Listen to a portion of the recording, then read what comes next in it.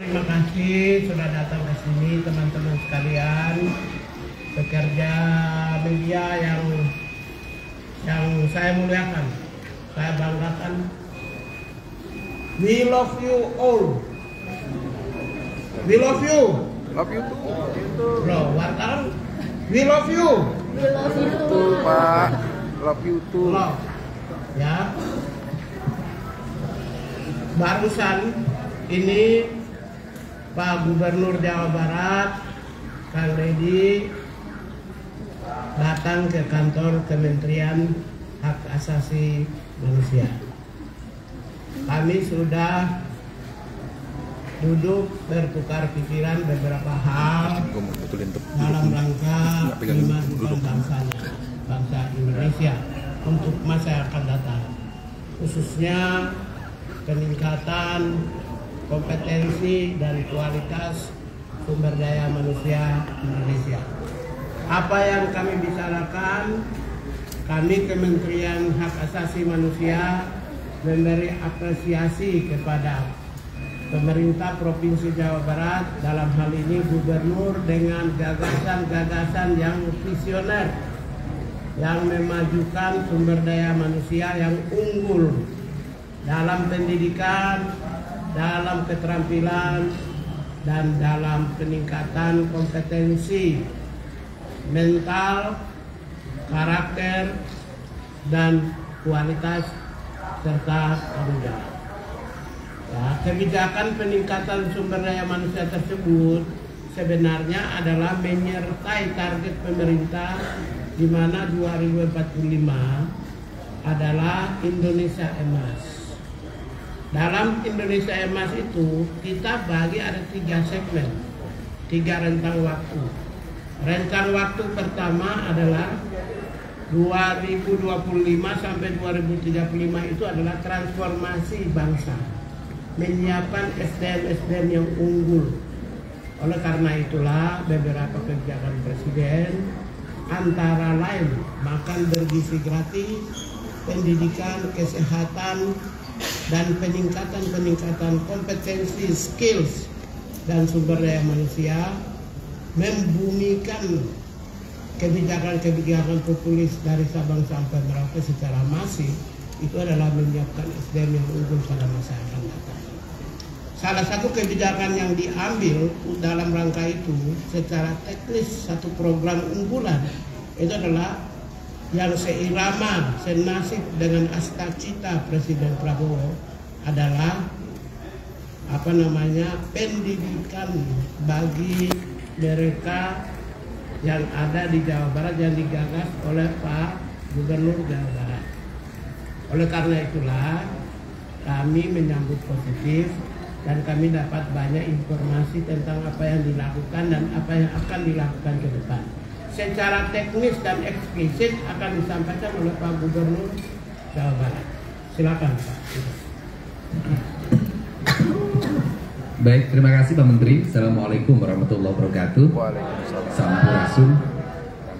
Kami menyampaikan bahwa ada problematika dalam spirit kebangsaan kita, yaitu membangun narasi agar anak-anak muda Indonesia, khususnya anak-anak di Provinsi Jawa Barat yang sedang menekuni jenjang pendidikan SMP dan SMA serta sederajat atau sanawiyah dan madrasah aliyah, yaitu pola pendidikan karakter melalui peningkatan kualitas disiplin hidup dan perubahan pola hidup. Nah, perubahan pola hidup itu apa sih yang terjadi? Yang terjadi pada anak-anak di Jawa Barat itu pola hidupnya adalah mereka rata-rata tidurnya jam 4 pagi. Karena waktunya dihabiskan untuk main game online. Kemudian berdampak pada mereka tidak bersekolah. Selain berdampak tidak bersekolah, mereka sering terorganisir secara sistemik melalui kekuatan media sosial, melakukan pertarungan secara terbuka dan tertutup, melahirkan banyak orang yang terluka, bahkan banyak orang yang meninggal. Kemudian yang berikutnya adalah beredarnya obat-obat yang tidak layak dikonsumsi dari sisi kesehatan, yang dijual secara terbuka sebenarnya, berharga di bawah Rp10.000 dengan 3 butir, istilahnya eksimer dan sejenisnya, serta minuman-minuman yang beredar secara luas yang bisa diakses oleh anak-anak SMP. Nah, ini adalah problem yang harus segera diselesaikan. Nah, problem itu ternyata tidak bisa diselesaikan di internal sekolah melalui pendekatan bimbingan konseling. Dan problem itu juga tidak bisa diselesaikan di internal keluarga oleh ayah dan ibunya. Nah, karena problem ini tidak bisa diselesaikan di sekolah dan di keluarga, serta tidak semua problem itu bisa ditangani lewat peradilan anak, maka harus ada upaya jangka pendek yang bisa dilakukan melalui pola pendidikan disiplin siswa. Dalam kaidah bahasa saya adalah pendidikan bela negara dengan penguatan pendidikan berkarakter. Maka kami menggandeng lembaga TNI, karena TNI memiliki pengalaman dalam melakukan pola pendidikan baik untuk kalangan militer maupun kalangan sipil. Di kalangan sipil dikenal namanya prajabatan.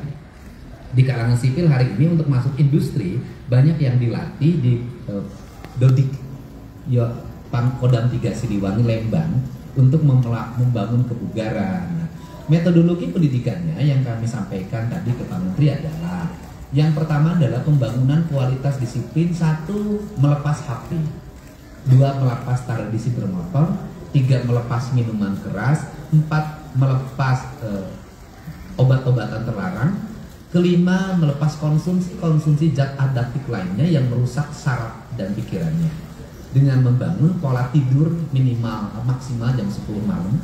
Kemudian mereka bangun jam 4 pagi, mereka mandi, salat subuh bagi yang beragama Islam, membereskan ruang tempat tidurnya, masuk ke masjid, dan kemudian mendapat bimbingan rohani dari kiai yang menjadi bimbingan konselingnya.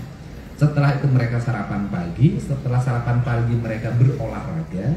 Setelah mereka berolahraga, mereka langsung mengikuti ruang kelas pembelajaran sebagaimana dia didapatkan di sekolah. Kami mendatangkan guru dari berbagai tempat, dan kemudian setelah itu mereka salat duhur, kemudian istirahat. Setelah istirahat mereka mengikuti program minat dan bakat melalui pendekatan olahraga. Dan kemudian maghrib dia masuk masjid lagi, belajar ngaji lagi, kemudian sampai isya, dan kemudian nanti mereka makan malam dan kembali ke tempat mereka tidur untuk tidur malam. Jadi model itu yang kami kembangkan, dan kami tadi konsultasikan bahwa tidak ada pelanggaran-pelanggaran yang dilakukan terhadap hak-hak anak sendiri. Nah, kalau bicara orang banyak memperdebatkan persoalan bagaimana mereka belajarnya, pertama justru dengan barak ini mereka jadi belajar. Mereka jadi ada gurunya. Kenapa? Karena selama ini mereka bolos. Mereka tidak pernah belajar, bangunnya rata-rata jam 10 siang. Nah ini adalah, kemudian yang kedua, bagaimana lingkungannya di barak itu, di komplek pendidikan itu mereka mendapat lingkungan yang baik. Karena selama ini mereka di lingkungan rumahnya tidak mendapat lingkungan yang baik, di lingkungan sekolahnya tidak mendapat lingkungan yang baik, mereka menjadi anak jalanan. Nah, inilah barangkali langkah yang dilakukan oleh kami, pemerintah Provinsi Jawa Barat dan pemerintah kabupaten kota di seluruh Jawa Barat sebagai bagian upaya kami untuk menyongsong generasi Indonesia Emas tahun 2045. Barangkali